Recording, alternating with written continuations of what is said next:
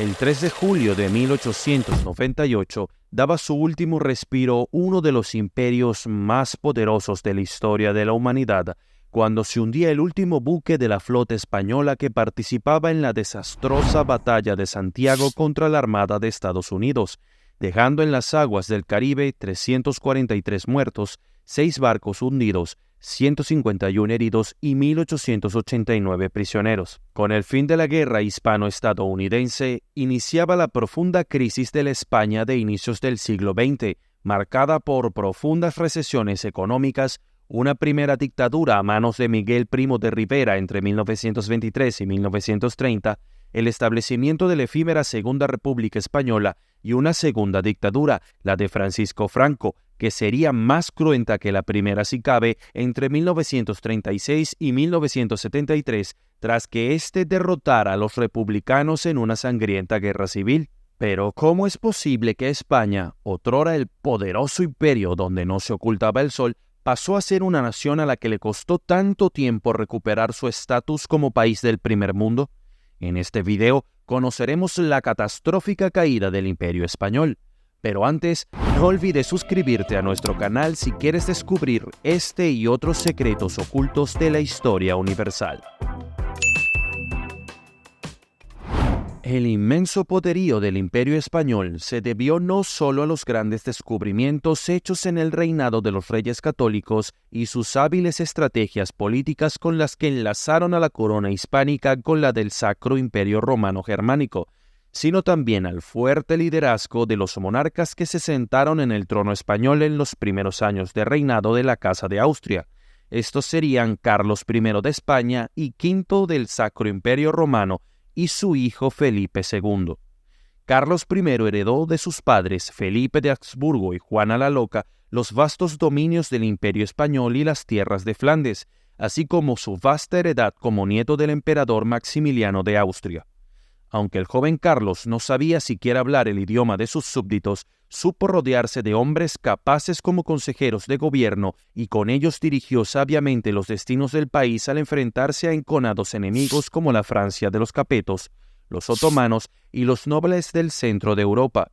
Asimismo, supo sortear las graves consecuencias que generó la Reforma Protestante y consolidó la conquista de los territorios americanos. Así, Carlos de Habsburgo hizo de España una nación invencible que depositaba su poder en los temibles tercios, sabios oficiales de ejército y prudentes hombres de gobierno. Carlos se convertía tras la muerte de su abuelo Maximiliano de Austria en el señor de España, Sicilia, Cerdeña, Milán, Nápoles, Luxemburgo, el Franco Condado, los Países Bajos, el Sacro Imperio Romano Germánico y casi toda la extensión del continente americano. Luego de la abdicación de su padre, Felipe II de Austria asumió en 1556 el reinado sobre España. Como su padre, continuó los conflictos armados por la hegemonía en el teatro europeo y mundial, enfrentándose ahora a nuevos enemigos como la Inglaterra de Isabel I. Defendió fervientemente la fe católica frente al avance protestante, al punto de ser esta premisa el principal motor de las políticas de su reinado en todos los aspectos. Bajo su mando, el Imperio Español alcanzó su máxima influencia y poder. Felipe II era hijo de Isabel de Portugal, por lo que reclamó el trono luso tras la Guerra de Sucesión Portuguesa, en la que se alzó como vencedor absoluto. Así pasaban bajo su poder todos los territorios conquistados por los lusitanos en 1580. Las expediciones españolas alcanzaron todas las rutas del Atlántico y el Pacífico y los dominios hispanos se extendieron a Asia, con el establecimiento de la colonia española de las Filipinas, que recibirían su nombre en honor al monarca, Guam, las Islas Marianas, Palaos y las Carolinas. Desde entonces el imperio sería conocido como aquel donde no se pone el sol. En el plano militar, fue durante el reinado de Felipe II que se sucedieron las batallas de Lepanto y San Quintín contra los otomanos y franceses respectivamente, que asentaron el dominio absoluto de los españoles en Europa y el Mediterráneo. Felipe II también debió lidiar con el inicio de la Guerra de los 80 años contra las Provincias Unidas y fracasó su intento de conquistar Inglaterra tras el hundimiento de la Felicísima Armada. Las profundas reformas financieras y administrativas de su reinado coincidieron con el Renacimiento y encumbraron al imperio a su más grande esplendor. Felipe III asume el trono tras la muerte de su padre en 1598 y con él empieza el periodo de los Austrias menores y el irrefrenable declive del imperio y la hegemonía de los Austrias. España se encontraba en su momento más álgido, y durante su reinado se vivió un muy breve periodo de paz con el que se estabilizó la compleja situación geopolítica, económica y militar que enfrentaba el país. Felipe ordenó la expulsión de los moriscos que quedaban en España para el año 1609 y fue durante su reinado que sucedió el Siglo de Oro, el momento más grande de desarrollo cultural español, del cual hablamos con mayor detalle en otro video. Muy a pesar de este periodo de estabilidad, Felipe era un líder débil que no estaba interesado realmente en los asuntos de gobierno. Así, utilizó la figura del valido para atender los asuntos de gobierno.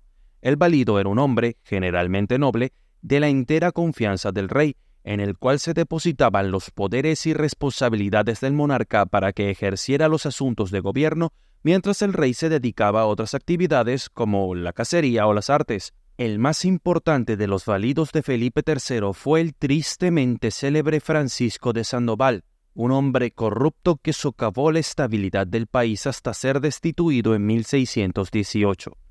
Tras la muerte de Felipe III, Felipe IV asume las riendas del imperio, siendo su reinado el más largo de los Austrias.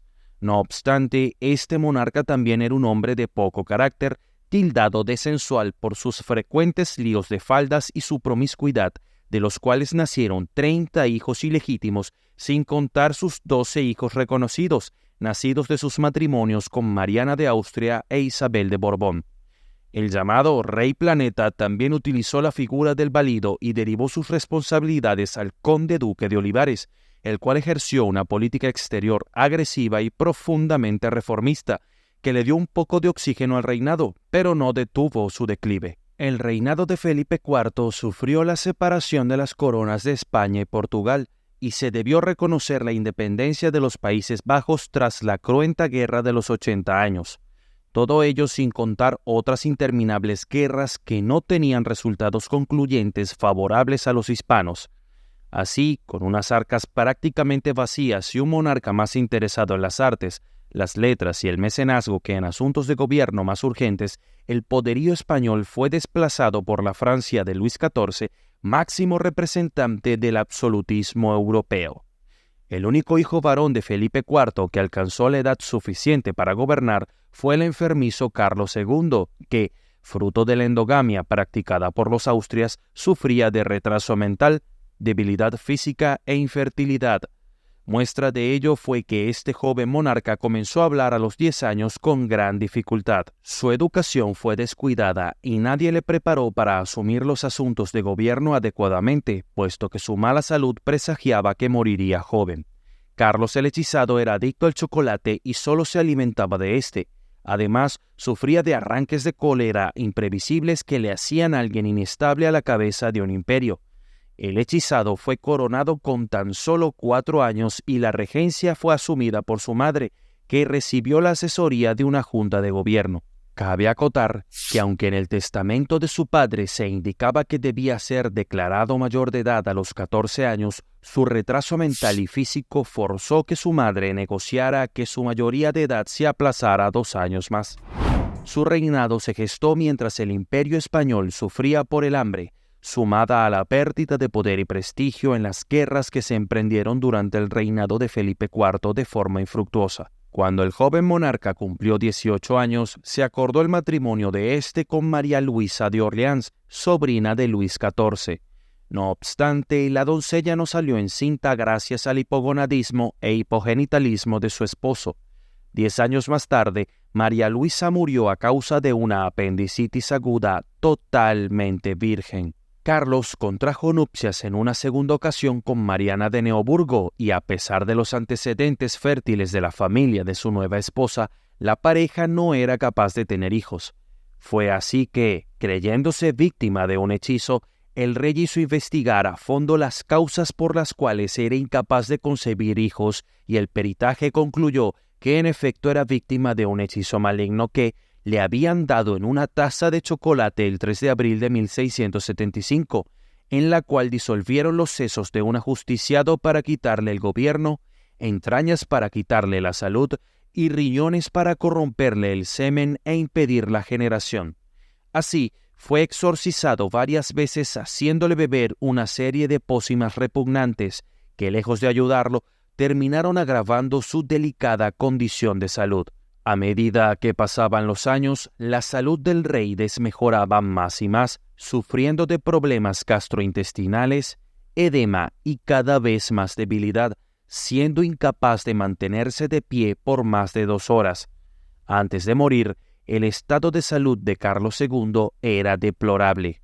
Sufría de ataques epilépticos, diarreas y fiebres constantes hasta que murió el 1 de noviembre de 1700. La autopsia reveló un corazón del tamaño de un grano de pimienta, los pulmones corroídos, los intestinos putrefactos y gangrenosos, en el riñón 3 grandes cálculos, un solo testículo negro como el carbón y la cabeza llena de agua.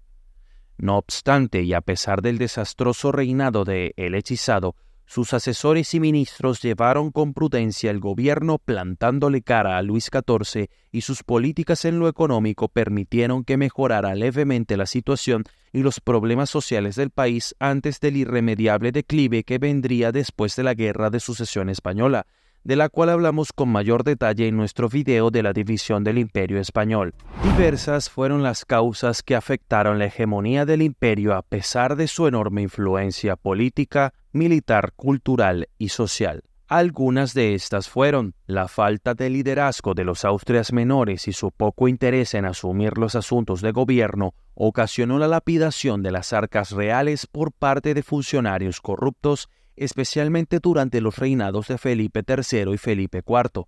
Conflictos como la Guerra de los 30 años, dentro de la cual se libraron otra serie de conflictos menores, tales como la Guerra de España con los Países Bajos, la Guerra de Sucesión de Mantua, la de la Valtelina, el conflicto de los Grisones suizos, la Guerra anglo-española, la anglo-francesa, la Guerra ruso-polaca, la Guerra polaco-sueca, la Guerra polaco-otomana, la franco-española, la Guerra de Torstensson y la Guerra de Restauración portuguesa acabaron socavando el prestigio de España y sus ejércitos y propiciaron el debilitamiento demográfico del país. De estos mismos conflictos, la corona se vio afectada económicamente. Aunque tenían enormes ingresos producto de la extracción de recursos en América, los enormes gastos del Estado para mantener tantos frentes abiertos consumían aquellos ingresos, obligando a la corona a recurrir a empréstitos que castigaban aún más la economía. La expulsión de los moriscos de España, quienes eran el principal sostén de la agricultura en Valencia, también afectó la economía, sumado a la ausencia de hombres jóvenes que pudiesen labrar los campos, pues la gran mayoría había muerto en las guerras. Aunque los ministros de Carlos II lograron salvar la economía por un tiempo más, la muerte sin herederos del rey derivó en la Guerra de Sucesión Española, la cual marcaría un antes y un después en la historia del Imperio Español, acabando con su hegemonía mundial. El enorme gasto económico que supuso la Guerra de Sucesión, así como la importante cantidad de pérdidas humanas, desplazó definitivamente a España en el tablero geopolítico frente a Francia e Inglaterra, que la aventajaron en poder e influencia, muy a pesar que el Imperio Español todavía conservaba la mayoría de sus colonias. El ascenso de la Casa de Borbón al poder con Felipe V a la cabeza generó profundas reformas que le dieron un último respiro al imperio, pero aceleraron su definitivo declive debido al desconocimiento de los territorios de ultramar y los ciudadanos que ahí vivían. Dichas reformas derivaron en las guerras de independencia hispanoamericanas y posteriormente en la definitiva pérdida de los últimos territorios de ultramar frente a los Estados Unidos en la Guerra Hispano-Estadounidense. De las reformas borbónicas hablamos en nuestro video sobre la división del Imperio Español a detalle. Si te ha gustado nuestro contenido, no olvides suscribirte, darle me gusta y activar la campanita de notificaciones para conocer otros misterios de la historia. Recuerda que, como diría Cicerón, no saber lo que ha sucedido antes de nosotros es como ser incesantemente niños.